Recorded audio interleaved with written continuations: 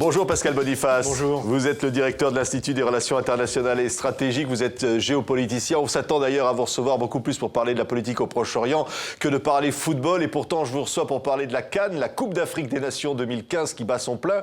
Vous avez écrit un livre sur la géopolitique du sport. Vous dites quoi finalement? Cette compétition qui a lieu en Afrique avec les Africains, c'est un symbole du monde d'aujourd'hui?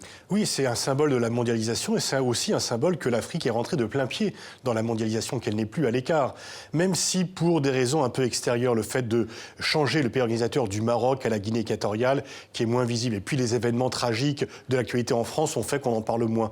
Mais aujourd'hui, vous voyez, beaucoup de joueurs qui jouent en Europe vont disputer cette Coupe d'Afrique des Nations et elle est regardée dans le monde entier. Et bien sûr, très suivie en Afrique. Donc le sport est devenu une sorte d'instrument de soft power, de puissance douce, parce que les sportifs, les équipes sont les porte-drapeaux de leur pays et chaque pays se soude derrière le poste de télévision pour regarder son équipe. Ce que vous voulez dire, Pascal Boniface, c'est une forme de nationalisation du sport, c'est-à-dire un repli sur soi en quelque sorte? Non, c'est plutôt l'ouverture parce qu'on a besoin des autres pour faire du sport. Et donc on regarde très souvent le premier étranger qu'un enfant admirera, ça sera un joueur de football, même s'il n'a pas sa couleur de peau, même s'il n'a pas sa nationalité. Donc c'est au contraire l'ouverture des frontières, mais en même temps, contrairement à d'autres phénomènes de la mondialisation qui viennent effacer les identités nationales, eh bien le sport et le football en particulier vient souder une nation. Pendant la compétition, on oublie les clivages politiques, ethniques, religieux. Tout le monde se soude derrière son équipe nationale, quelles que soient les différences. Oui, alors là, la Coupe d'Afrique des Nations en Guinée équatoriale,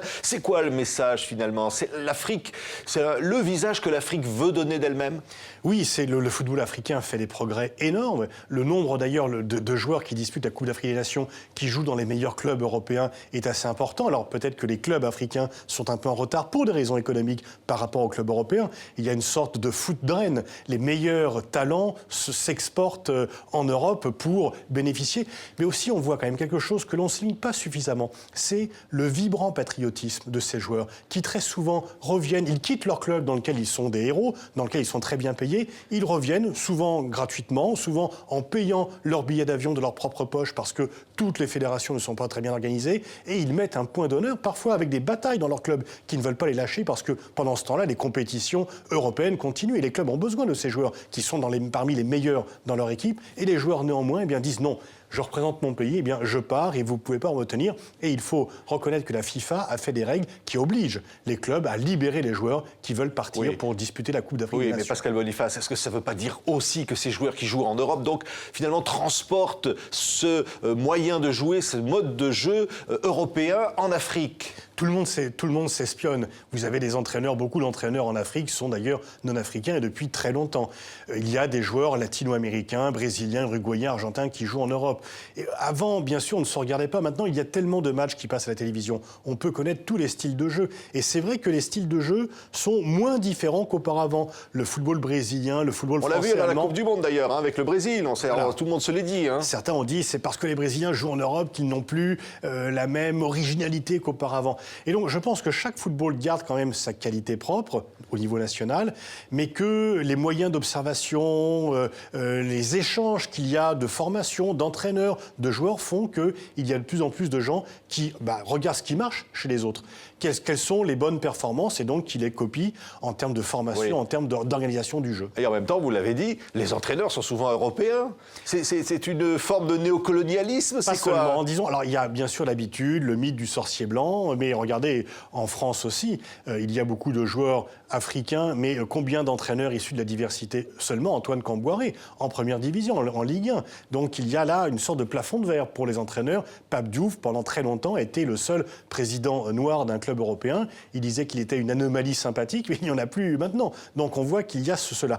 Au niveau des Africains, au départ, il y avait bien sûr ce mythe des entraîneurs. Et puis souvent, on préfère prendre un étranger pour ne pas rentrer dans les querelles nationales entre les différentes ethnies, entre les liens avec le pouvoir. Et un étranger est censé être finalement à l'abri des tensions nationales qui peuvent exister au sein de l'équipe nationale. Alors justement, ces tensions, les tensions dans la société, est-ce qu'on les retrouve dans le foot? Évidemment, je pense au racisme, je pense au climat tendu qu'on a aujourd'hui. Est-ce qu'on le retrouve? Est-ce qu'on le sent dans le foot? Il serait faux de dire qu'il n'y a pas de racisme dans le football. Mais globalement, le football et le sport en général apportent des moyens puissants de lutte contre le racisme. Il y a nettement moins de racisme dans le sport que dans les les autres secteurs de la société, même s'il peut y avoir des débordements qui sont punis. Il peut y avoir des gens qui crient des cris de singe ou qui lancent des bananes quand c'est un joueur africain, mais par rapport au nombre, aux milliers de personnes, aux centaines de milliers de personnes qui vont dans un stade, c'est nettement moins grand. Et une fois encore, très souvent, on admire un joueur, même s'il n'a pas la couleur de peau. Et donc, c'est au contraire un instrument de fraternité, de rassemblement, qui n'est pas parfait. Oui. On ne va pas chanter le monde des bisounours, mais quand même qui amène beaucoup plus de lien social, qui amène beaucoup plus de vouloir vivre ensemble. Regardez la seule façon, d'ailleurs, la simple façon de regarder les matchs. Auparavant, on regardait les matchs seul chez soi à la télévision. Maintenant, on va dans des bars pour partager avec des amis, pour partager avec des inconnus qu'on ne connaissait même pas la soirée d'avant, où on invite chez soi des amis de plus en plus, bien sûr dans les tribunes du stade, mais également devant la télévision. Regarder un match de football, c'est un moment de partage. Oui, est-ce que la Coupe d'Afrique des Nations est aussi le symbole de cette Afrique des 50 prochaines années, cette Afrique de la résurgence, cette Afrique triomphante que l'on annonce? Oui, parce que les qualités des équipes africaines sont de plus en plus reconnues. Il y a encore des problèmes certainement de gestion de certaines fédérations.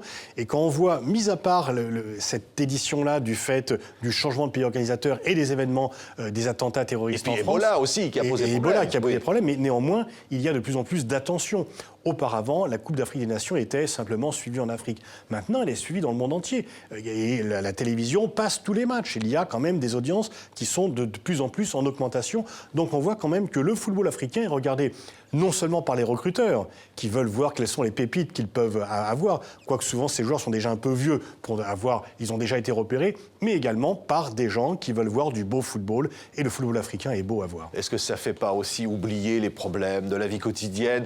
Vous l'avez dit dans votre livre, vous parliez évidemment, est-ce que c'est un nouvel opium du peuple, comme non, dirait l'autre? Le sport n'empêche pas la conscience politique, et tous les régimes qui ont voulu instrumentaliser le sport à leur bénéfice se sont plantés là-dessus, parce que on peut être au contraire, souvent dans les tribunes, c'est le seul endroit où on peut contester le régime sans craindre une répression policière. Et il y a des manifestations des fois dans les stades qui ne sont pas admises dans les rues. Donc au contraire, bien sûr, c'est un moment agréable qui fait oublier les problèmes, mais dire que ça vient décerveler les gens est faux. Le football n'est pas un opium du peuple, il est au contraire un moyen de conscience. La Coupe d'Afrique des Nations, Guinée équatoriale. Merci Pascal Boniface pour votre passion, à la fois chercheur évidemment qui s'intéresse au sort du monde, aux grands conflits du monde, mais aussi au ballon rond. C'était un plaisir. Merci. Merci à vous.